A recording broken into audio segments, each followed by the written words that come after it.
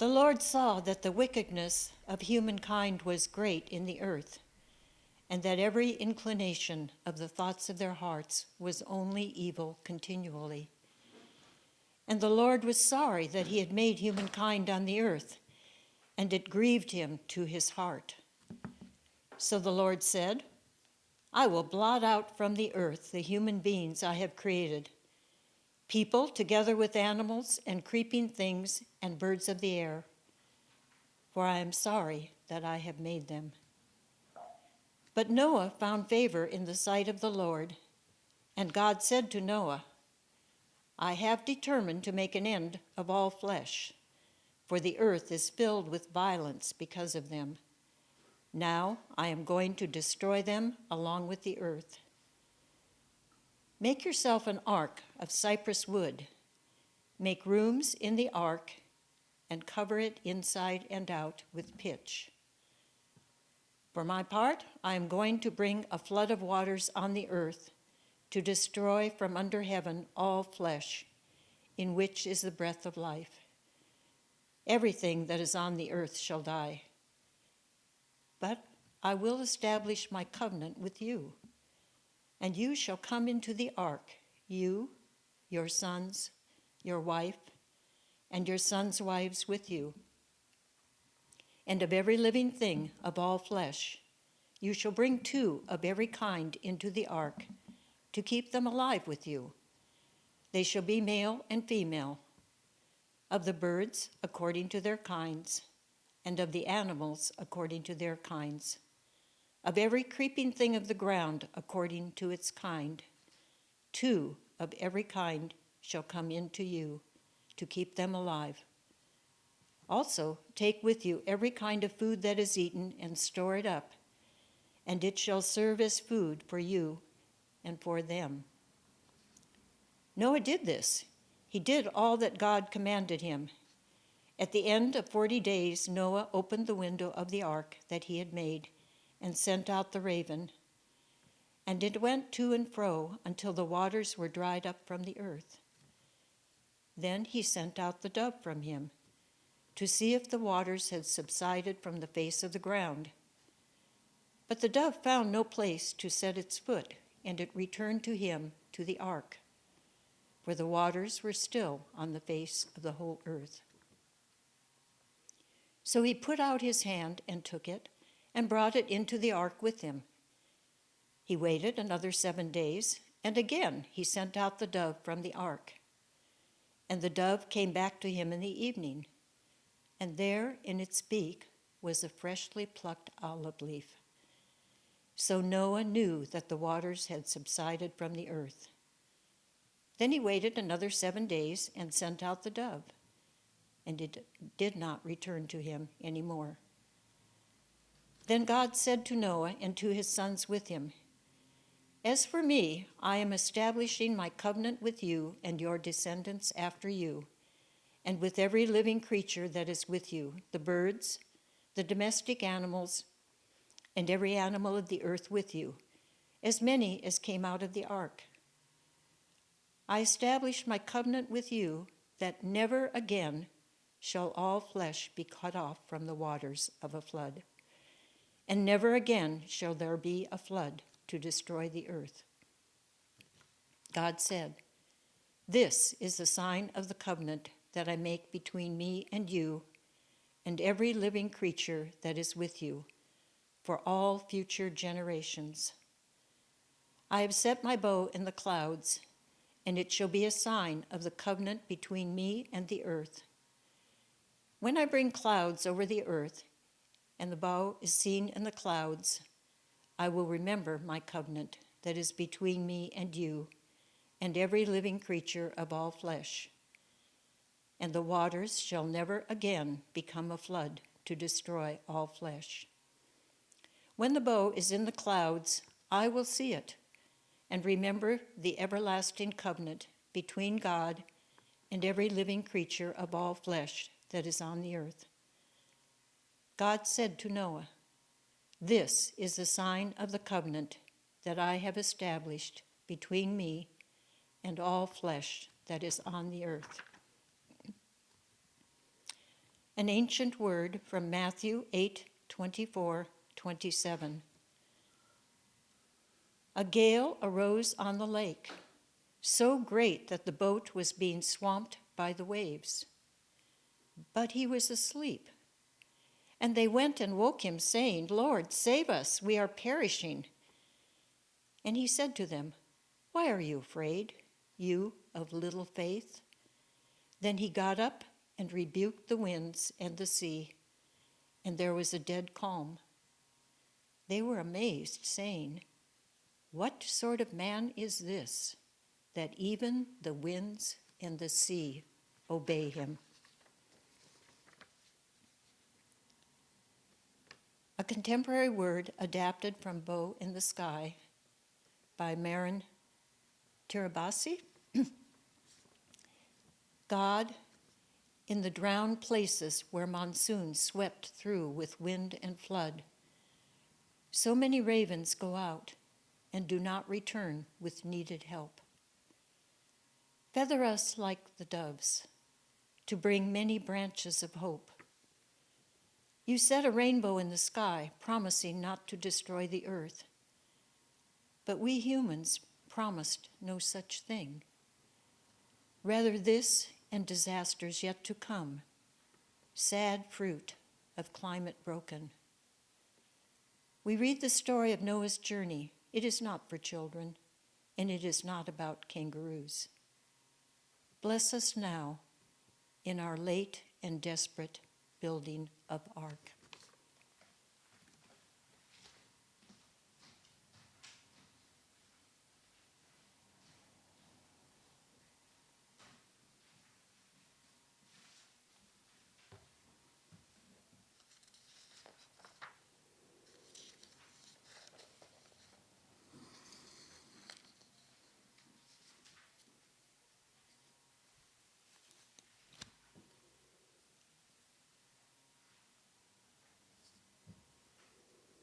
Just wait a moment for Jesus to rebuke the waves and the wind.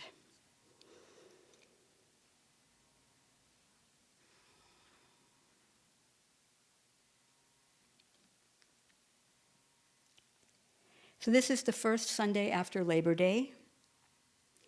It's often seen as the beginning of a new church year, and indeed we're starting a new trajectory in the narrative lectionary.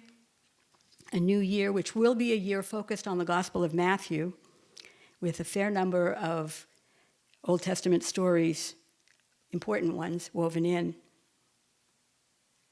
September 11th is also a day that is in our minds as a day of great disaster, which has led to great disaster and great disaster.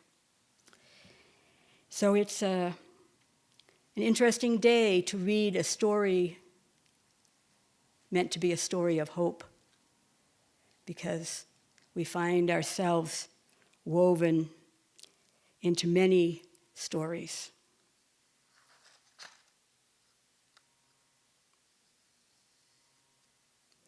And in this time of talking about trouble, I just ask for blessings upon our work together, that we may find our way to deeper faith, to stronger love, greater hope, and yes, enormous joy. When I stand up here to present a sermon, I like to begin by remembering how much I love each one of you, this deep love that I cultivate in prayer and meditation, and that I cultivate in relationships. And it's not just because you listen to me speak. It's not the only reason. It's not hard to think about this love. Also, when I set out to give a sermon, my intention is always to find hope and share that hope with you. It looks different for each of us at different times, this hope. And maybe it looks different today too. But I'm myself reaching for hope of healing and renewal for each of us as well as the world. There are many symbols in this ark story, not just this symbol of hope with the rainbow. And I'm hoping to weave my way among some of these symbols today, not only with the help of the ancient writers and the help of Marin Tirabassi, but with the help of a comedian and also 2 bioethicists. To begin, as Tirabassi says, we read the story of Noah's journey. It is not for children, and it is not about kangaroos. It's really about a barely conceivable challenge. A barely conceivable challenge. This challenge of facing an overwhelming flood by building an ark. Interesting how we situate ourselves among the ark passengers and not among the drownees. And in a sense, in our current setting, we are among the ark passengers. We have homes, we have food. We are not flooded out. We are not fleeing a war or famine or drought. We're on the ark. And so part of our question is, what does it mean to be on the ark? When some of us don't feel like we're on the ark because of other things that are happening in our lives. So the ethicists I'm going to be working with are David Schenck and Larry Churchill, who are longtime medical ethicists who have worked with people in really difficult medical situations, people facing not just a terminal diagnosis, but just unimaginable diagnoses, a child born with a birth defect or a genetic problem that we simply have no solution for, and parents facing what will their life be like with this child, as one example. And Schenck and Churchill point us to a possibility of thinking about ethics in a different way. Now, bioethicists, medical ethicists, have tended to think for the last maybe 40 years in terms of principles. What principles are we dealing with here, and how will they inform our decisions? Principles such as patient autonomy, one that has grown very prominent in recent years. But it's not always obvious what patient autonomy would or should mean in a given setting. But sometimes we need to respond to things when we don't have time for such ethical contemplation. We need to be ready to respond. And so they propose a set of, they call them ethical maxims, short statements that we can practice and remember and use to help us know a good decision, or the best possible decision in the circumstances, or a decision that meets our ethical commitments. Because they're talking in this article, very unusually for them and for any bioethicist in a medical journal, they're talking about climate change and the devastation, the collapse that will come on a global scale as a result of the climate change that is already underway. We don't know exactly how things will play out. We don't know how much humans will be able to change their ways of life and so enable a healthier climate for the earth. We don't know those things. But in any case, we are already seeing effects of climate change, droughts and floods and fires. And so they're saying, as physicians, as medical ethicists, we need to think about these things too.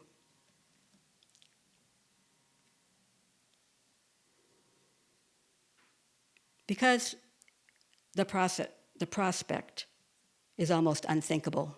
It's barely conceivable. And even to think about this can make us anxious. It can make us distressed. It can make it difficult to keep thinking and talking about these things. And so their challenge to us is to find ways to do that.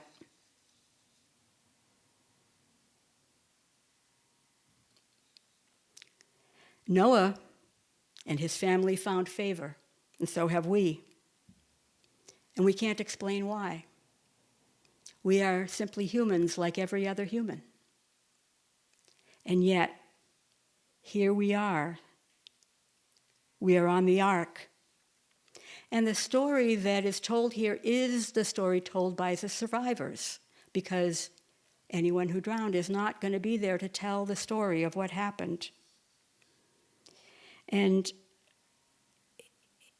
it's important for us to keep our eyes open to the whole story, not just the story of ourselves, but of the people around us, the communities around us, the world around us, to the extent that we're able. For some of us, facing a family medical crisis, that's where we can practice our ethics right now. For some of us who have some time in our days when we can think about larger issues, maybe there is some other way that we can respond.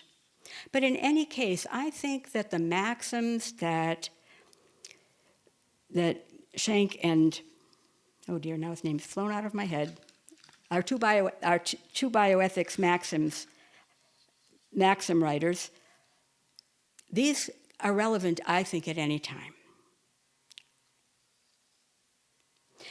What they say, sort of at root, is that we have to move from kind of a thinking, observing understanding of the situation to actually feel in our bodies what this predicament means. So that the kinds of anxiety and stress that we experience are not such that they will stop us, but such that we know how to respond to them.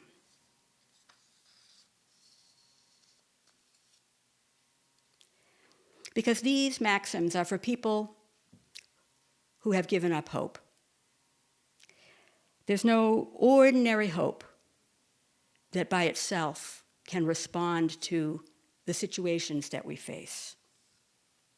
We have to abandon that hope, and we have to find a new and radical hope. It's the kind of hope that families must find in catastrophic, life-threatening situations in the hospital, for example. But as humans on the earth, we too. I noticed as I read through this Noah passage many times this week that the word covenant keeps jumping out. And covenant, of course, is an important word in our religious tradition. It's a word that talks about a commitment, an agreement, a mutual promise. And one of the things that we know is that God sustains the covenant, but that humans continually mess up. We are always having to practice to follow these the covenants that we have made.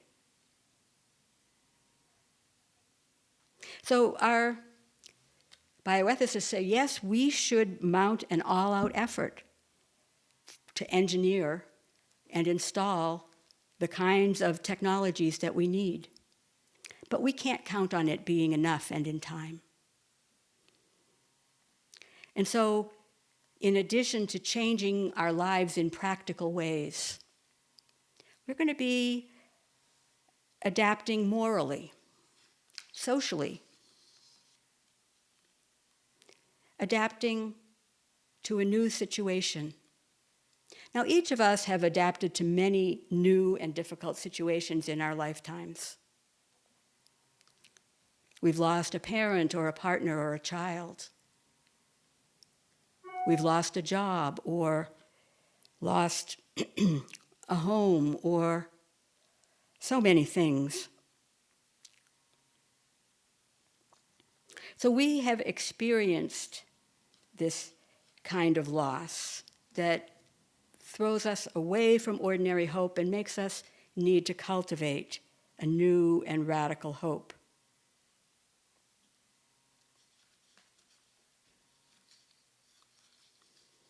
So at the end of 40 days, Noah opened the window and he sent out the raven. And it went to and fro until the waters were dried up from the earth.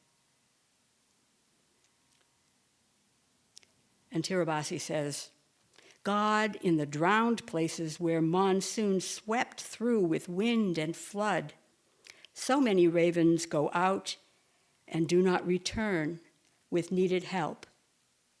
And I think here of the articles I read this week about the floods in Pakistan, where so many people, a third of the country underwater, so many people escaping to roads, the only elevated structures in their regions, camping out on roads, cut off by flooded places, with no help in sight.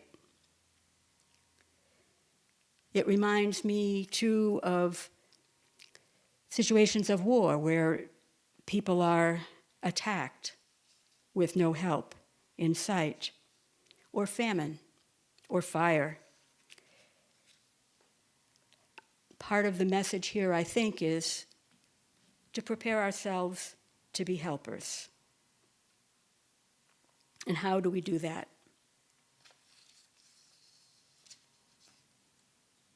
Tirabassi says, feather us like doves to bring many branches of hope. It is not just one branch of hope. Feather us like doves to bring many branches of hope. And so we must. Now, a dove feather is a very small thing, or can be. The biggest ones aren't very big, and they have many very small feathers. So may we. Maybe we'll start with small feathers. At the end of the Noah passage, we hear Noah hear God saying repeatedly, "As for me, I'm establishing my covenant with you.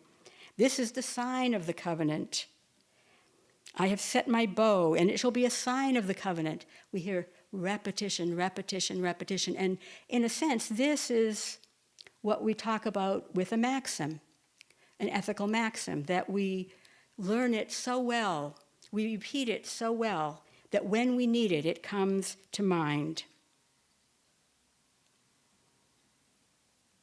And Tirabassi says, may we receive this rainbow too. You set a rainbow in the sky, promising not to destroy the earth. But we humans promise no such thing. We promised no such thing. God covenants and covenants and covenants, and this covenant doesn't demand a particular response from us. And so Tirabassi says, rather this and disasters yet to come, sad fruit of climate broken.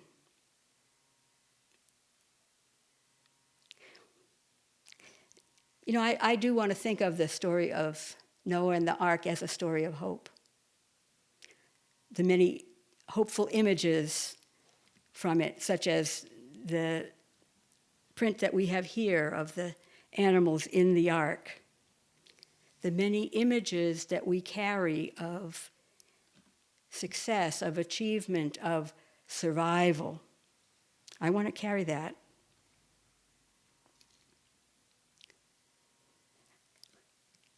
And I want to carry the thought that God has kept the covenant. God has not caused these floods.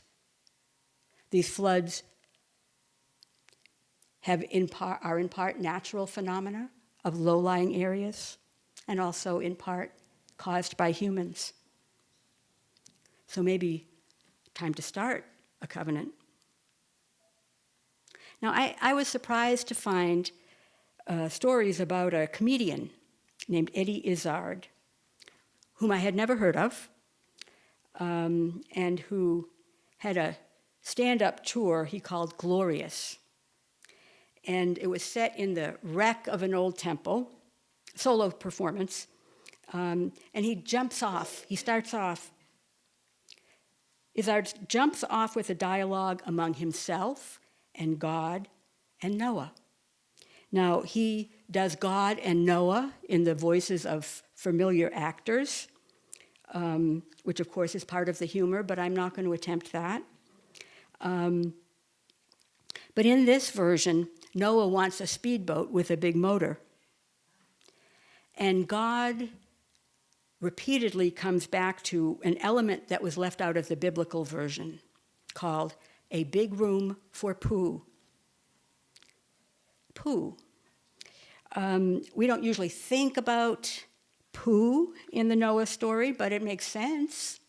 I mean, 100-something days in an ark, all those animals and people, where's the poo going to go? Well, another funny thing here is that Izzard, who's a comedian, is not the first person to write about this. Back in the 2nd and 3rd century, Origen, one of our church fathers, specified that it was the lower portion of the ark that was given over to the excrements. In the 15th century, Alfonso Tostado explained this complex plumbing system that would have solved the problem of waste. So this is a well-known problem. But Izzard has more for us. In Izzard's story, the ducks refuse to get on board. They say, we don't need to. We're always in water. And so the ducks begin to destroy this plan to destroy all life. So Izzard, like we Christian interpreters, can go into this story and find gaps and see if we can't imagine what might have happened. And in the Jewish tradition, there are many, many stories about Noah and the ark that fill in those gaps. Beautiful stories, funny stories, helpful stories. So you don't have to accept the story as given. Just think about that big room of poo. So here are 6 ethical maxims. 6 ethical maxims. Principles to guide us. How to act. And one of the things they mention is that when we work with ethical principles, such as the principle of patient autonomy, these principles show us how to think, but they don't tell us what to do. But when we think about these maxims, they are an attempt for us to develop through practice a way of acting. And they're a lot like wisdom sayings or philosophical sayings that are passed down in every culture, including Christian culture. And they're more like virtues, more like practicing virtues in the Aristotelian sense, the way Aristotle said we should practice virtues. More that than, say, following Immanuel Kant's principle-based way of ethics. So maybe there's slogans. They say ultimately they're really spiritual exercises. And this is something that, as people of faith, we have some understanding of spiritual exercises. And so if we hear them in this way, perhaps it will be helpful. In an aside, they comment, and I hadn't thought quite about this before. When we use the principles of bioethics, we imagine that we're working in an age of relative abundance, stability, and progress. But that's not what we're talking about here. We're talking about relative scarcity, disruption. who knows what direction things are moving in. So part of it is learning to see as things are.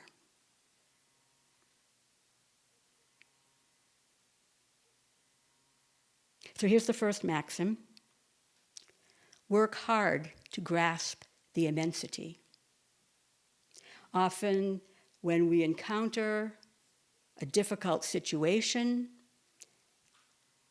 our first move is to kind of shore up who we think we are and to set ourselves where we are. But here, to practice opening ourselves to really look and see, to accept.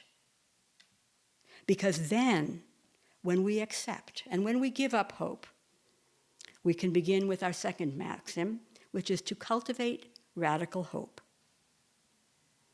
Some people call it open hope. Some call it active hope. And it's not a direct route to this hope, because first, there's grief and anger. There is grief and anger, and we can't avoid that. And there's often blaming ourselves or blaming someone else. We're going to have to give that up. It doesn't help what we need to do. So, for this maxim, we're looking for faith in a possible future. However unlikely, but faith in a possible future, that there will be a future. And our action pointed to deal with that future.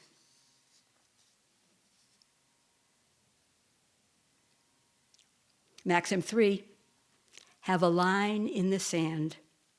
Know that there are some things that you will not do, some modes of living you will not embrace. Know that there are lives worse than death, and be prepared to die. And they compare this maxim to the practice in medicine of having advance directives, that people think ahead of time. Under what conditions would they like to be kept alive and sustained? And under what conditions would they, if they were able to, would they say, let me go? If you have no brain function, would you say, let me go? Or would you say, keep me alive as long as possible? And that's what they mean here. Know that there are lives worse than death, and be prepared to die. That wasn't very funny. I don't know why I laughed. Maxim 4, appreciate this astonishing and unique opportunity. This extraordinary transition has never been lived before. And for us to be present here in our lives, on this earth, at this time, there's much to be amazed by. Our own bodies, the way everything is so interconnected, how complex things are, and how thinking about something small or thinking about something big, both of these remind us how astonishing this life is.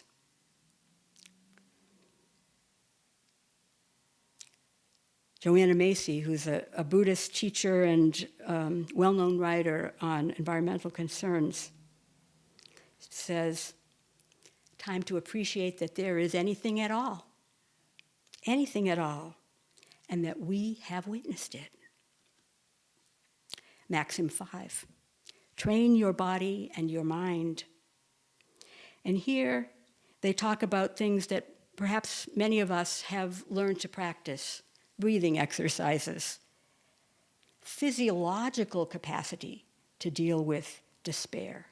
Because if we practice in situations of despair, if we practice breathing, meditating, praying, doing the kinds of things that strengthen our ability to keep functioning in difficult situations. And there's a long list, and I'm sure you've all heard it from your doctors. This is part of what we need to do to train our body and our mind. And another one in training our mind is to learn to jump to different time scales. So this very moment, this wonderful and beautiful very moment, or the 5 billion years until the Milky Way galaxy is absorbed into its neighbor. 5 billion years. When Annie and I saw a video this spring or summer with David Attenborough talking about the last day of the dinosaurs, if you haven't seen it, it's good. One thing that Annie came away saying to me, and I understood what she meant, she said, "This gives me hope."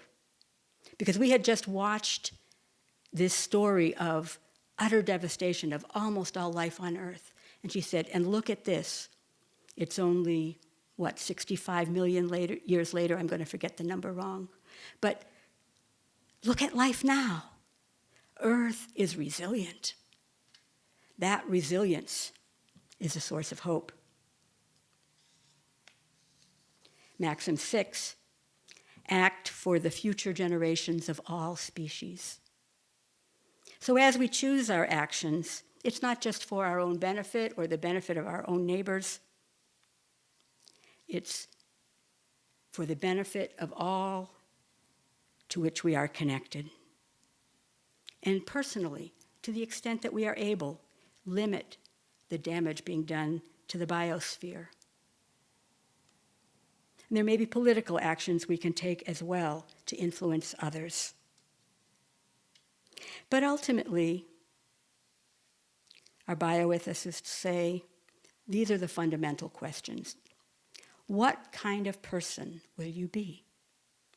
And what will you teach and model for your colleagues and friends and students and families? What kind of person will you be? They admit that this is an enormously difficult list, and any of us could practice these maxims for a long time and have more to practice. And in fact, I am meeting with a group of friends from our garden club in the East Bay to talk our way through this article and these maxims to see how we can practice them. And I was thinking, as I thought about talking about this here in our congregation, that we have some practices that are not mentioned in the article that I think are extremely important.